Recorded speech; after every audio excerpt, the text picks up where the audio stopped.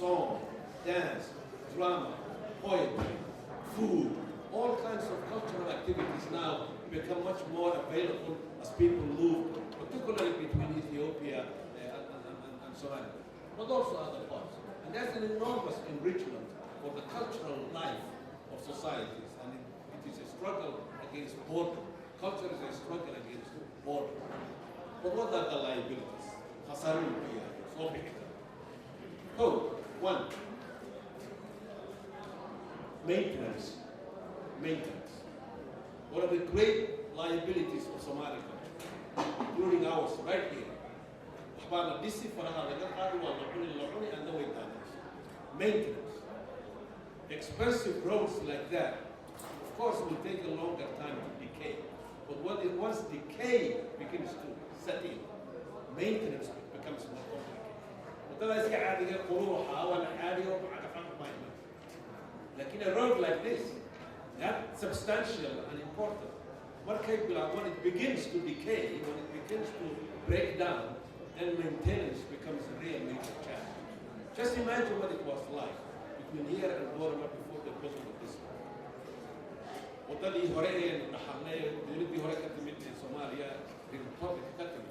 When it began to break down, say between Wajale, for example, or Kalapain and Berbera, it was hell to go through that road. What is barely 60 miles will take you 2 hours. Now it is better. Maintenance is a major issue, and the more complicated the project, the greater the challenge of maintenance. Second, liability. There will be those who will gain immediately from this project, and there will be losers from this project. Not everybody is going to gain. But as actually is within it, the real question becomes, who is going to gain this? Whether you do it in terms of class analysis, whether you make it in terms of geographical proximity, but there are going to be losers. Who are the winners and who are the losers? While Somaliland, say good. Like in all of who are going to be the losers and who are going to be the winners. Not exactly the least there, so they will have to put that on the table. And there are hidden tensions. Already I'm hearing these hidden tensions. And that is, this is going to be a wonderful economic development for the connection between Berbera, Geisa, Gebile, Kalapai, Wajale, and then into Ethiopia. What about the others? What about the others? See? And that has to be given some very serious scientific analysis. Otherwise, we might be caught in trouble in the context of gaining a wonderful project. And then the two final points. When you build roads, when you build trains, when you build airports, always what comes with them is not only the fact that people are moving fast and they are traveling fast, but there is also the real danger of the movement of viruses and disease. Okay? Just examine any major road or transportation system anywhere. People moving. Viruses and therefore the danger of real health problems, for example. Prostitution, and it happens everywhere in the world. But stop. So the guy is because of the mixture of culture and activities and all of it. And then the final point, traffic accidents. Accidents. You build a wonderful road, people can drive fast. And then unless there is control over speed, you can have plenty and plenty of accidents. This is already happening in the driving between Berbera and Arabsiyo. That's what I'm getting the information. So we will have to think about traffic control, speed control, and there are ways to do that, of course. I think I will stop here. We don't have much time. So thank you very much. Thank you very much, both, for bringing to the understanding of the infrastructure elements and the immediate positive and consequences that's going to come, which I completely agree. And maybe what we can look into is this, as you clearly indicated, this is something very significant, important, and visible for Somaliland community.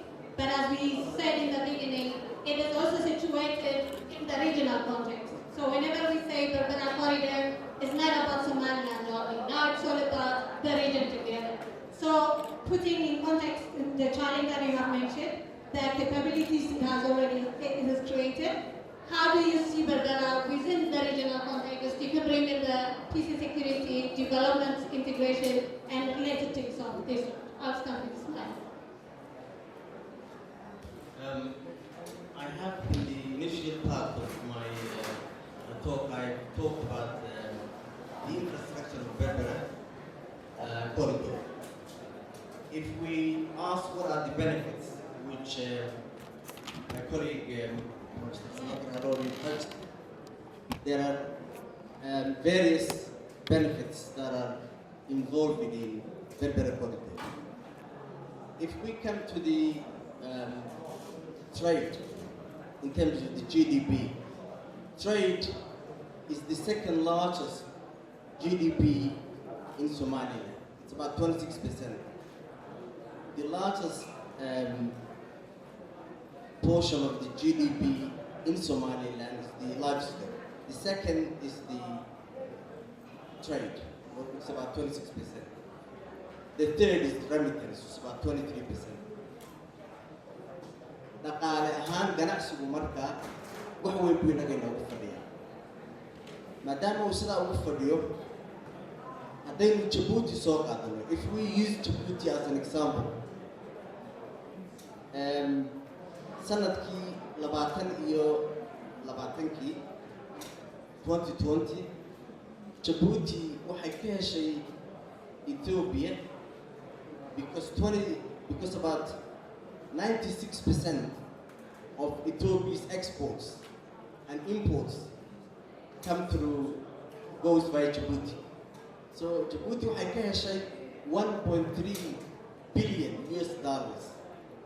Only fees and charges got transit, because transit ka lagama qaada cashuur. Wax cashuuro laga qaada ma jiro.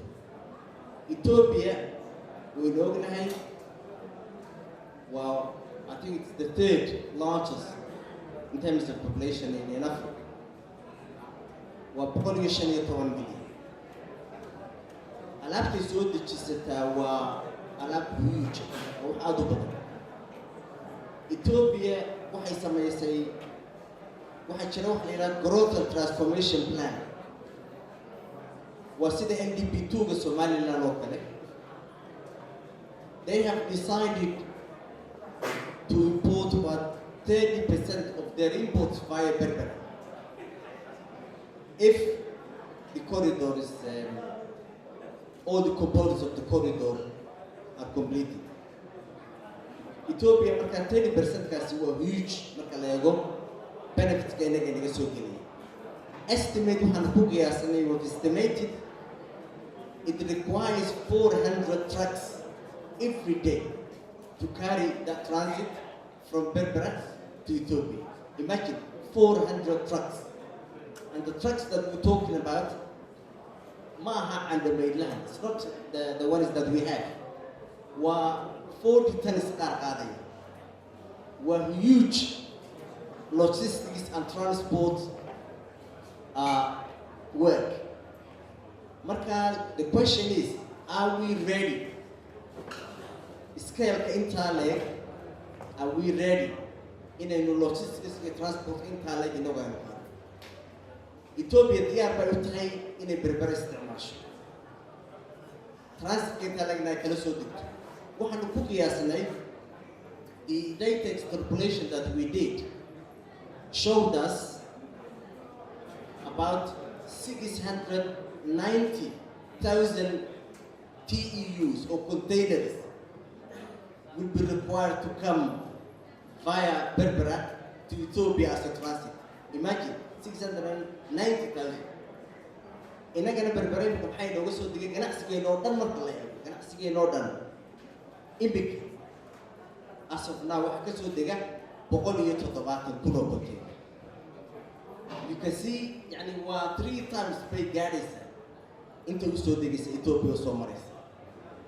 So waxa weeye it's important logistics inaad heshid, roadskaaga inay ahaadaan the right roads, inay maintenance-kiisa professor sheegay ay jiraan, inaad haysatid dareewalintii oo liisan leh study aanu samaynay. We did a study on the logistics and transport side of Berbera corridor. Waxaanu ogaanay all we have in terms of transport waa 1,600 trucks baynu haysan.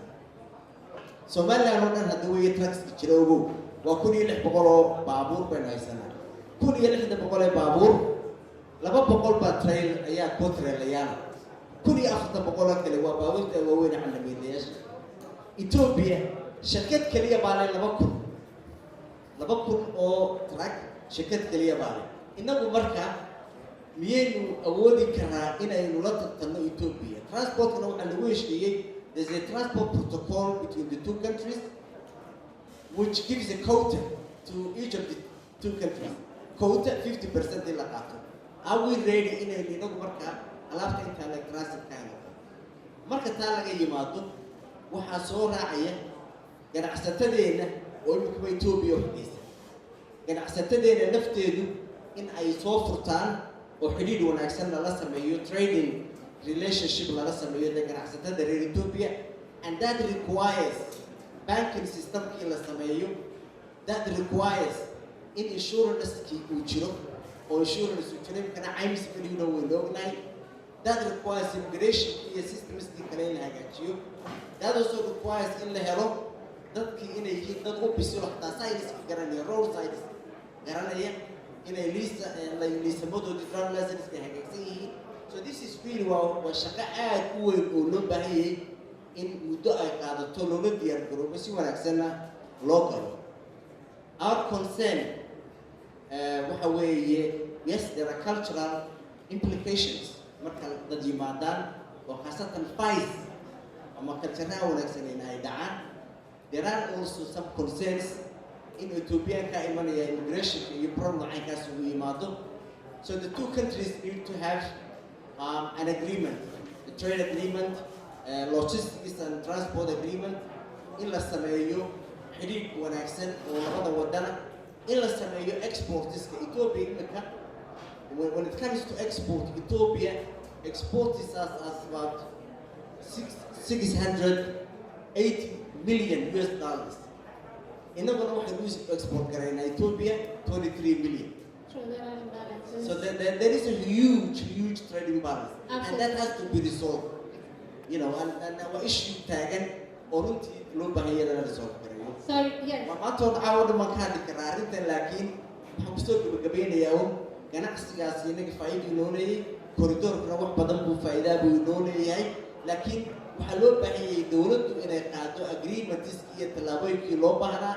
Haddii aan trade agreements jirin waxay iska noqonaysaa wax iska fawdaan. I think I'm done. Exactly. I'm sorry to rush you in. I know this is a very wide topic and it will need the whole day to discuss, but we're just touching the surface on this basis. And excellently put the Ethiopia and Somaliland relation and consequences in this.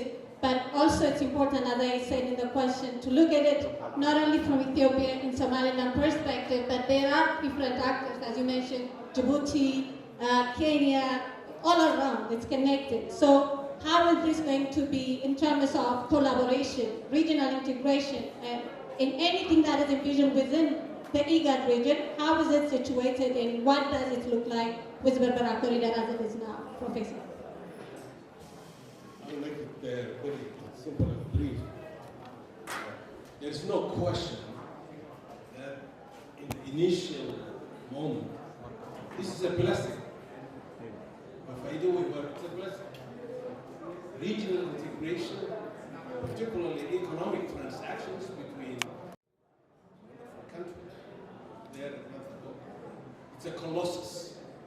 Wamrodi, over 110 million people live in Ethiopia. In the context of solidarity and friendship and mutual gain, there is still competition that's going to take place. Now, Somaliland people and their leaders really focus on the question. My answer would be no, they are not ready. They can become ready, but they are not ready. The skills are not there. Population, you know what they have greater skills. Their universities are 10 times better than our universities. They are older, they are deeper. But they are money. Let me just give you an example of what could happen when you get overrun by a very powerful country next to you, and whose people are eager to do whatever work that they can do. I did a little bit of work a year and a half ago on barber shops in Hargeisa. Barber shops in Hargeisa. Yeah? There was a time, if you go back, the further you go back, the more you will have all of these barber shops run by Somalilanders. Whether you are in Berbera or whether you are in Berbera or Hargeisa. Today, here in Hargeisa, substantial, notably substantial people who work in these barber shops, who have jobs, are non-Somalilanders. Right? Maybe not even Somalis. And that's welcome. It's a market, they come and they bring their goods and services, that's good. But for us, it shows that there's something going to be wrong here. Where are our barbers going to go? What happens to them? Nobody has pursued that research, whether it's the government or whatever research universities are here. So I agree with you. I think there is a real serious problem. If that opening takes place, many good things will happen. But one of them would be that in terms of the shortfall, that we might not be ready for this.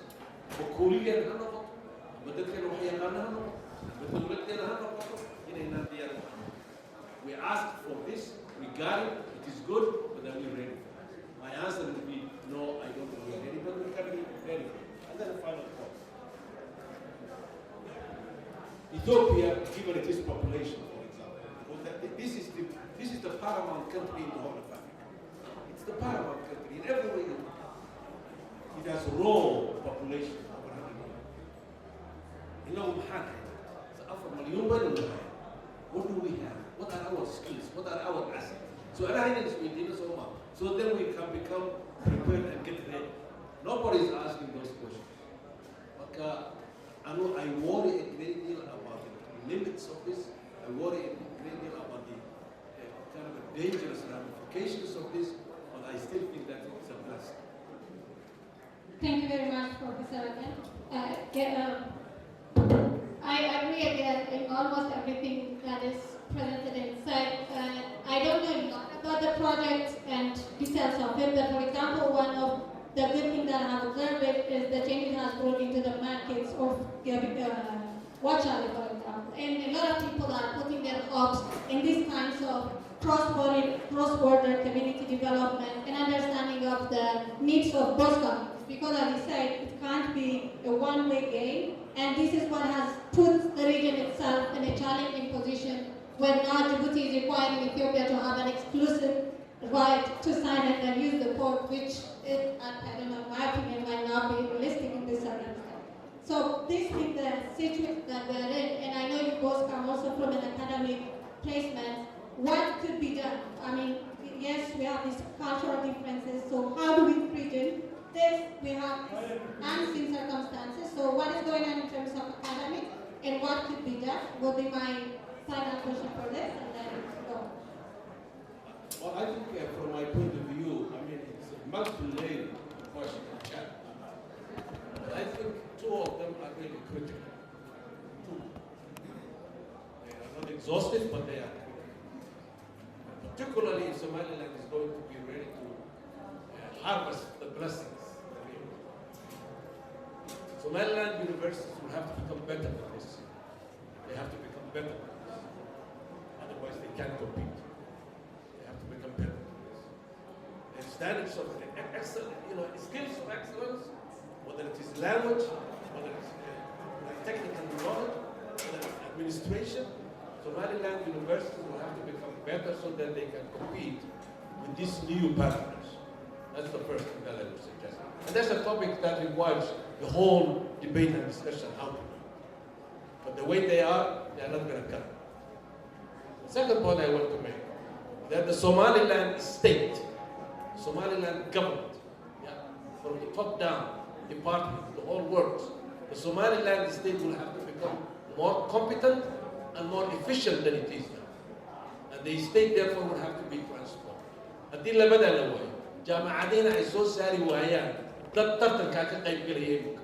Leanna kan gudayna maahe 100 malyan iyo in ka badan baa soo gelaysa. Jaamacadina dad caynkaas ay soo saari waayaan. Dowladuna ay qayilaysa amba ay hurdo. And we are busy with tribal politics.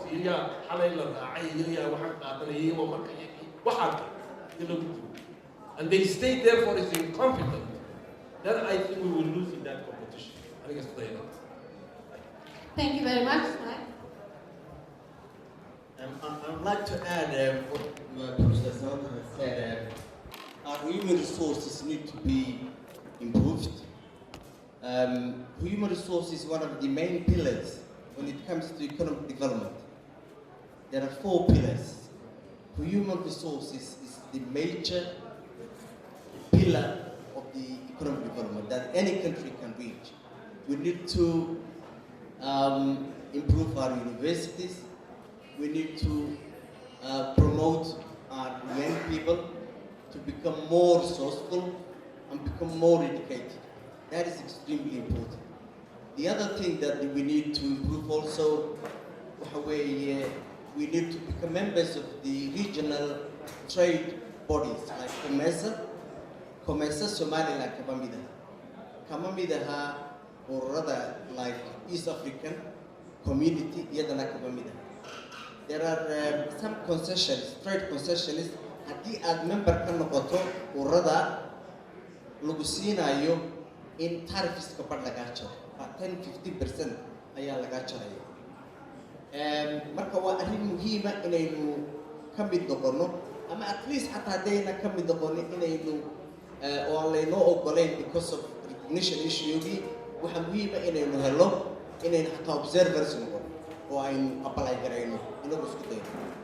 Markaynu ka hadlayno trade-ka Ethiopia, example one is saying, I'll just give you one example. Research on Somaliland, we have organic. Ethiopia in a caso import garayso kalluunkeeda ay isticmaasho Norway, Vietnam, iyo Spain. Can you imagine? Inagana waa tahay Berbera halkaas ay joogtaan oo kalluunkeena. Why? Because waxa weeye standardka Ethiopia ay rabto ee ay doonayso in lagu soo geliyo kalluunka ayaynan mid garay karno kalluumaysatada aanay mid garaynayn. Now waxa weeye yaa markaa mas'uuliyadaas saaran waxay saarantay dawladeena ay saarantay ganacsatada ay saarantay alaabadaynu ganac u geyno Ethiopia standard bay wada mariyaan maaha sida wadankeena wax kasta iska soo galaan waxay leeyihiin quality standards ay gareeyaan oo ay lab geeyaan oo markaa kadib ayay ku ogolaanayaan. Shirkad baa isku dayday inay hawsha gasho waa shirkadda saabuunta Ilays baa la yiraahdaa. Shirkadaasi 2 sanadood bay ka shaqaynaysay inay standardka Ethiopia mid garayso way ku guuleysatay. Somaliland waxa ugu badan imika Ethiopia u dhoofiso waxa weeyaan saabuunta Ilays. Maxaa u diiday ganacsatada kale iyo dad kale inay taas sameeyaan?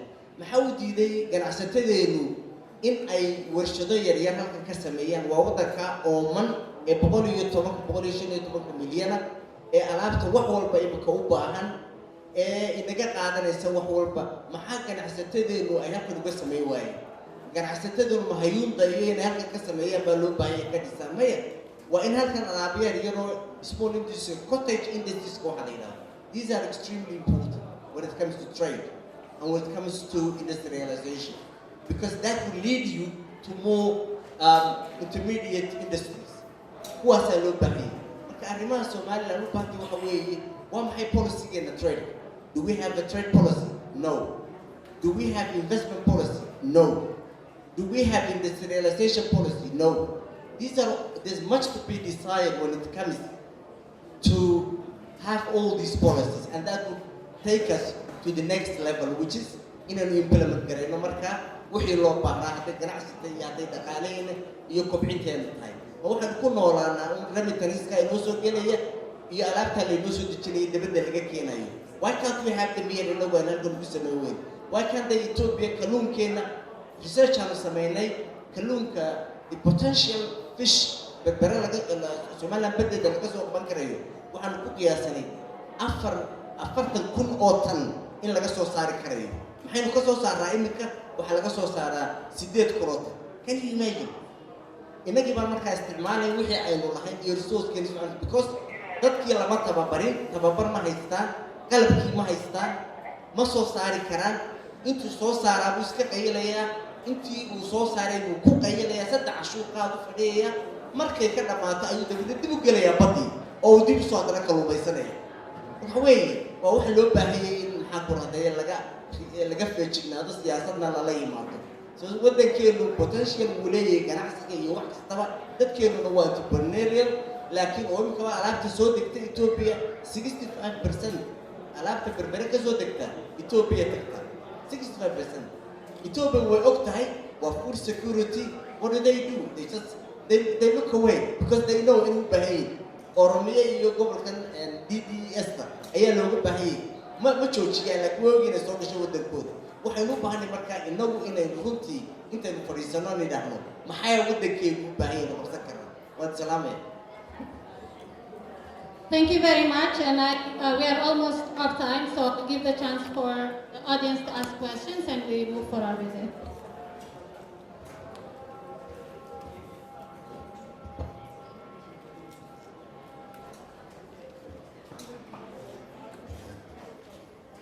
Thank you very much for this event. Professor Ahmed was Amaya. I met him before. Waxaan weydiinayaa, I have a question about Berbera trading. Are we going to ban qaadka? Is there a plan for that?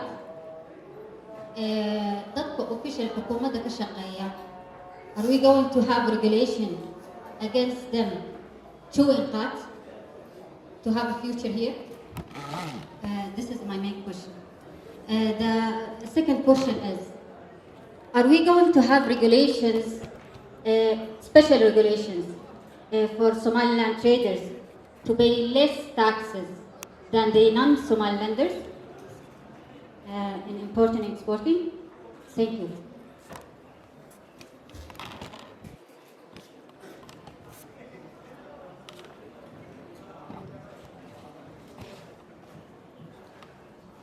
Thank you very much for keeping much of that in English, because it meant I could follow it, and so apologies for those who missed out.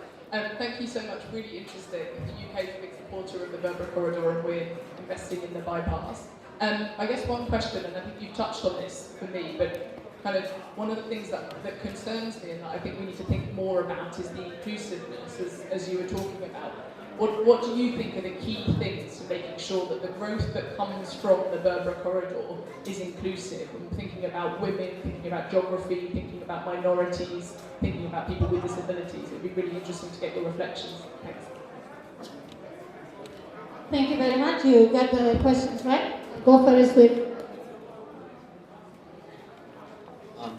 Thank you very much. Shall I go on? Well, let me answer the first question that you asked related to art. The art importation cost the Somaliland 380 million per year. Can you imagine? Somaliland budget is 411 million. The art importation from Ethiopia is 380 million, annually. And there are also other repercussions that God has for our community when it comes to health, education, violence, and what have you. So I haven't even touched this. But card importation alone, the government gets about 33 million from the customs on card. So you can imagine how deleterious, how negative card is for our community. And I really feel that the government should do something about it. I can't say it can be banned, but one of the issues that I like to say is the pattern of consumption can be used to reduce the consumption of card, if you like it. So that's one area that can be looked. Also, maybe it can be taxed more, so it becomes more expensive, and then less people will afford to buy. There are areas that can be done. I can also say that government employees can be banned. They can be even tested whether they chew cotton and not. And even those who are applying jobs can be tested if they use cotton. So there are other areas that can be dealt with. Coming back to the question that you've asked, I think that is absolutely an important issue, how Berbera corridor will benefit the minorities and women and those who have disabilities and others. And I think there was a study which we did in terms of, and that was only on economic free zone. It wasn't by large, it wasn't only on corridor per se, but it was only directed towards the economic free zone. And we found that there is no information given to small businesses. There was no information given to women as to how they can promote their businesses. There was no information given to those who have disabilities, whether they can partake the economic development and the drive that the economic free zone will bring in. So that there's much to be discussed and decided when it comes to how we can inform people and in terms of the participation. I think that's, and I can share with you some of the information that we collected. Thank you. 3 questions, 2 from you and 1 from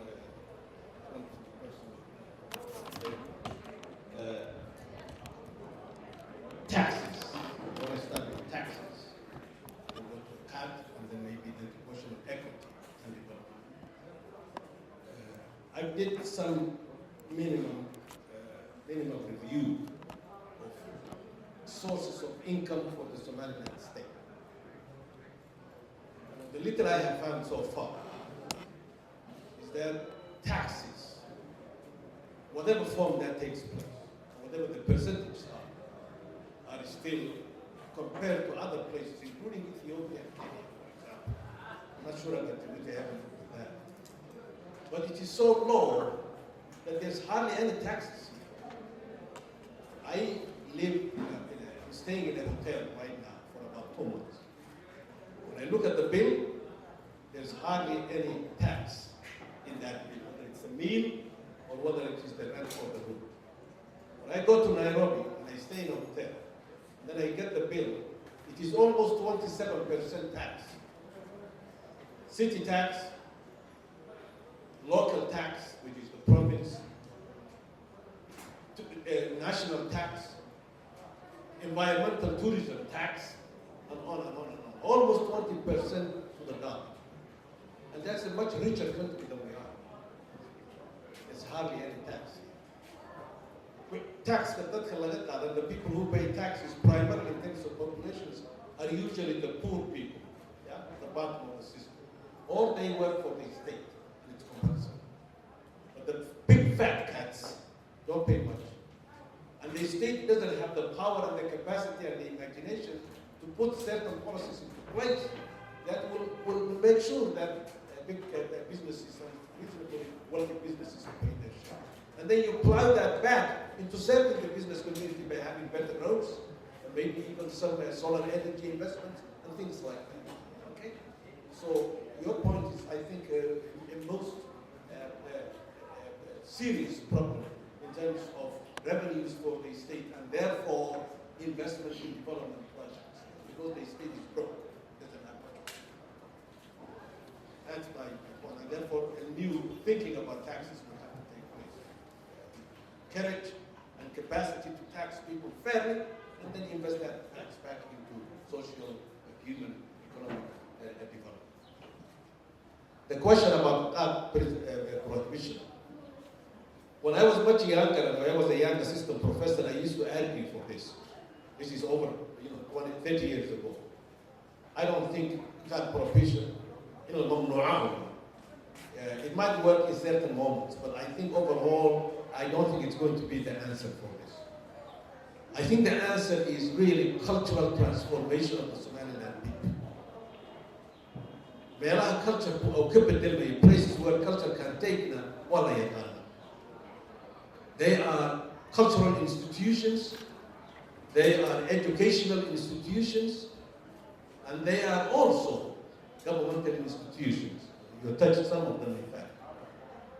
Dhaqanku haddii aanu ogolayn, dadka dhaqanka haya aanay ogolayn inay dagaal u galaan jaadka in la joojiyo oo dadku ay voluntarily iska joojiyaan, they stop voluntarily. no amount of government fiat is going to do it because smuggling will come through, and this is a country with open borders. What the Gordon war border? That way, the sea, and this way. 7 our border will be. So there is no way you can prohibit the coming of this. It will just become more chaos. What I would suggest, therefore, is that the institutions of the society, masaajidada meel walba laga dhisay ee wanaagsan, dagaal ha galaan, maalin walba ay dadka ku wacdiyaan, ummadana ugu sheegayaan this is haram, waayo dadkeennii buu baabi'ey, gurigii buu baabi'ey, carruurtii buu baabi'ey, dhaqaalaheennii buu baabi'ey, caafimaadkii buu baabi'ey. So that battle is not raging in mosques. They should be doing that. Imaamadu waa inay hadday ka dhab tahay imaamnimadu waa inay dagaalkan ay galaan, ay frontka ka galaan. Waa kow. 2. School level, from elementary schools all the way through, there has to be some curriculum that begins to fortify the importance of not eating that. When a jama'ati is schooladii dhaxeeyo kuwii hoose iyo elementary schoolkii barnaamijyada quraanka halkaas waa inay ka soo bilaabato to transform the cultural understanding of young Somaliland people. Taasna waa halkay ka socoto. Arrinta saddexaad ee ku daraya waxa weeye dadka intellectuals isku sheegay reer Somaliland. Whatever language they speak, whether they speak Somali and they are great poets and dramatists, or whether they speak English or whether they speak Somali, whatever language they use. But the little we have so-called Somali intellectuals and Somaliland intellectuals, they have to join that battle at the level of ideas. They have to do it. For me, though, the point is cultural transformation. Without that, I think it's going to be very difficult to ban this thing. As long as people want it, they will do smuggling and all kinds of things. The final issue of gender, an equity question we brought this people. The ramifications of this project, Berbera, and Somaliland, this was a country that was destroyed, and building everything from the ashes. An enormous progress in that sense. But here is something that is never really part of the Somali mentality. And it has to be redone. Okay? What happens? The great contradictions. Hardly anybody talks about gender inequality in this country. Hardly anybody talks about it. And in fact, if you stand there and begin to talk about this, if you are a woman, you'll be ostracized. If you are a man, you will run out of gas, because there isn't an environment ready for that.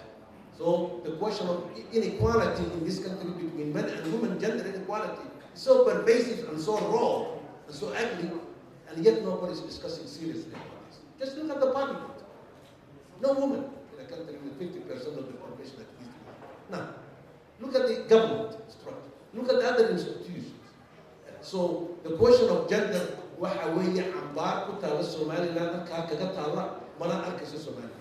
Wala ina ku taala shaabadaas. Mogadishu is better in the issue of gender effort than Hargeysa. But there is no discussion about this. The second issue that nobody discusses, which speaks to the question, important question of equity, is the question of class in Somalia. Class. In your own directive, or an community. In your own directive. Because I'm going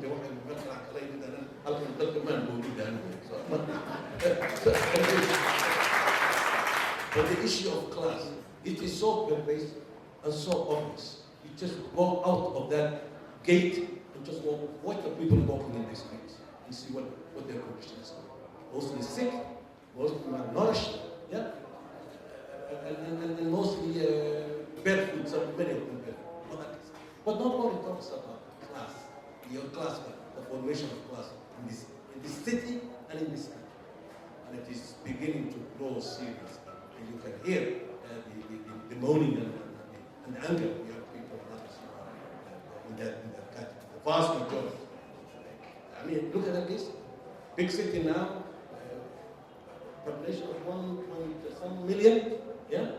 I will say to you, most others probably won't say to you, but I'll say this to you, because I have walked through Hargeysa many times. At night, when people are sleeping.